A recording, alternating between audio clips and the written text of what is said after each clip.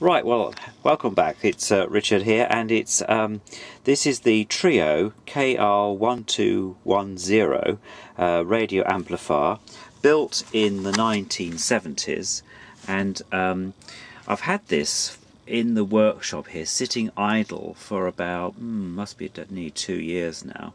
I decided that I'd have a go and see how well it worked, because I bought it for about £10 from a chap in Canterbury, and picked it up. It was clearly worth more than that, but that's what I paid for it on eBay. It's always a good thing if you're going to collect only, because not many people, depending where they are in the country of course, are prepared to travel out to collect something. But I mean, he could have easily posted this. When I got it, I just put it in the corner.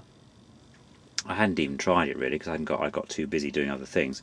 But I then took the trouble to actually have a look inside, and if I can just remove the case here one-handed, that's the easiest thing to do. It's made of a steel construction, as you can see. I'm just going to take the top off and have a look inside.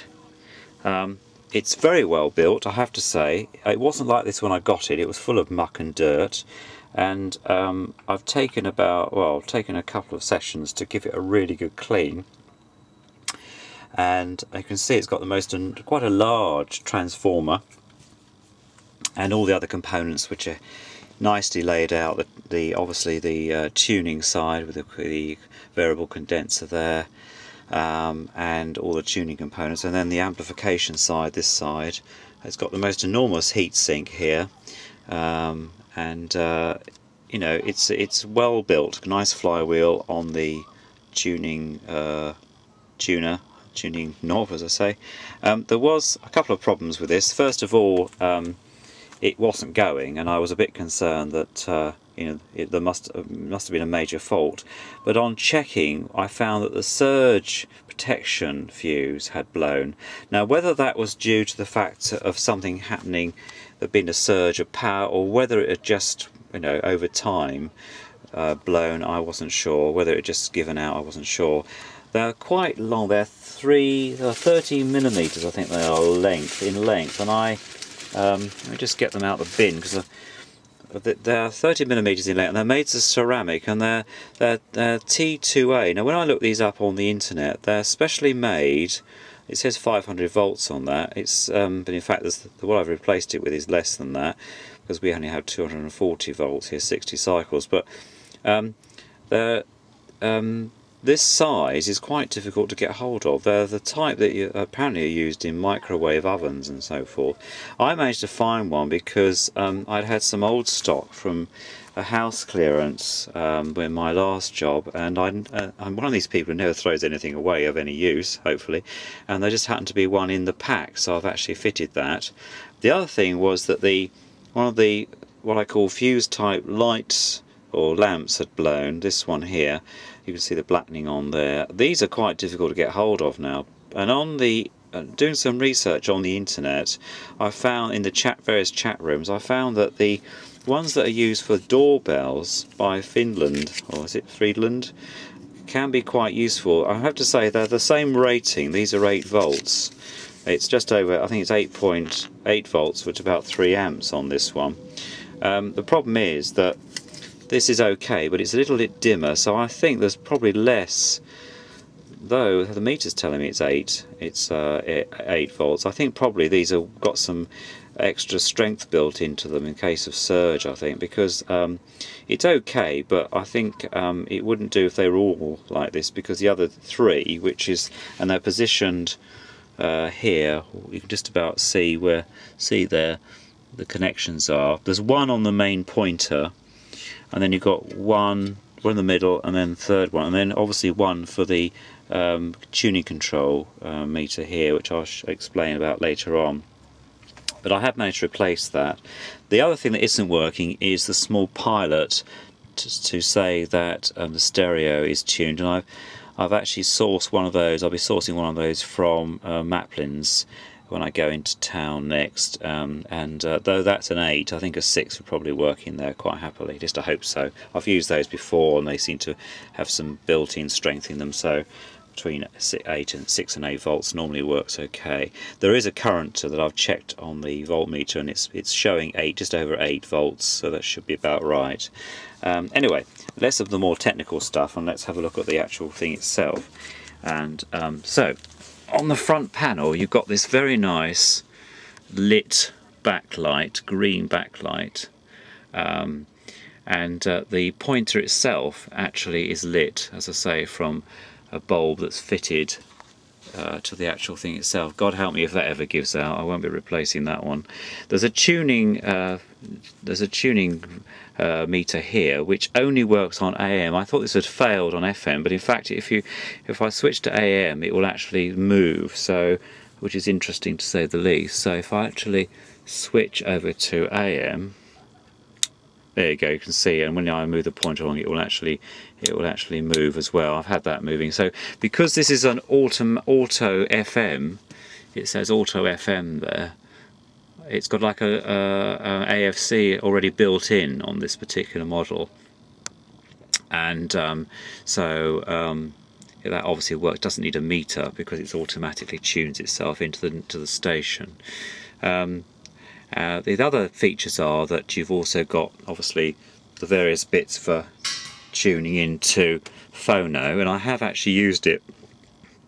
And when you tune to phono, the lamps go out. I don't even notice that, but the lamps go out at all. So, which I think is quite a nice feature. So you know that you're actually on phono, and you've got phono 1, phono 2, and auxiliary. And I've used it with, I actually have used it with a record deck and also with a CD player, and it works perfectly well, and a cassette player as well, and it's working perfectly well. I had it in the office for about a few weeks just to test it out and give it some trial, and that's when I noticed that it suddenly stopped working because the surge protector had kicked in. So I think I must have had a spike at home here at some point.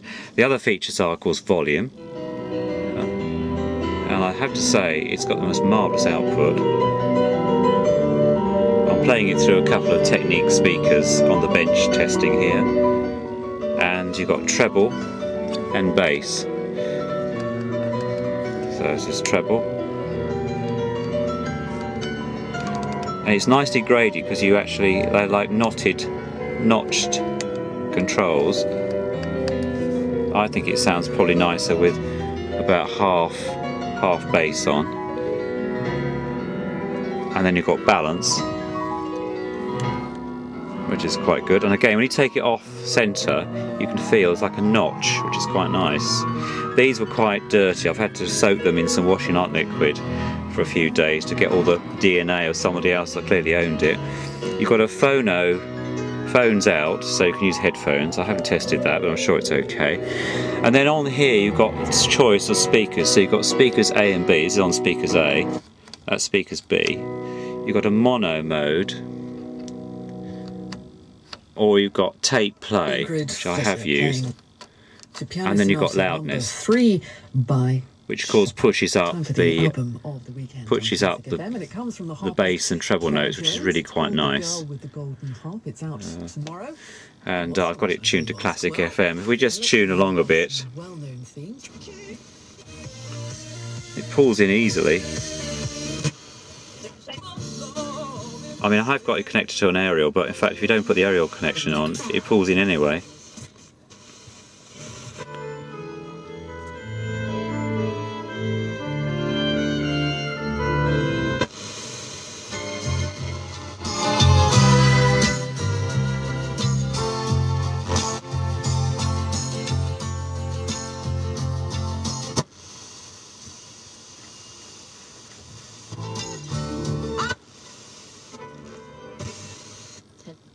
Was a reflection in a way on your own Radio 4, that is. BBC Radio 4. They're competitive. They're just all the things that sounds are like Olympian, you know? Yeah. That's all they should be referred to. The local radio station.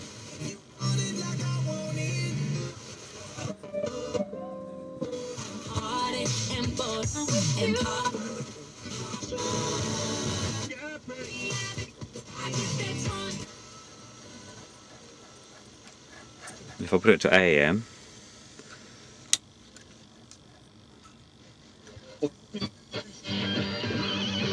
time it'll be your There you go. Heroic antics will be about.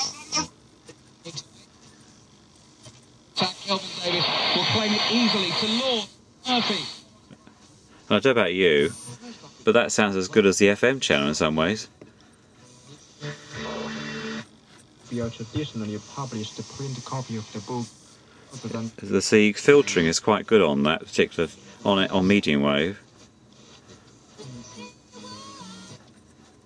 This afternoon, another bit of news for you. Sebastian Vettel in second. There we go. Alonso crashed out, as did Lewis Hamilton in a big crash early on.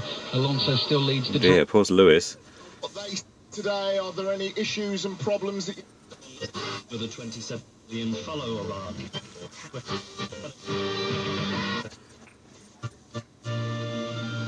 That sounds quite good, doesn't it?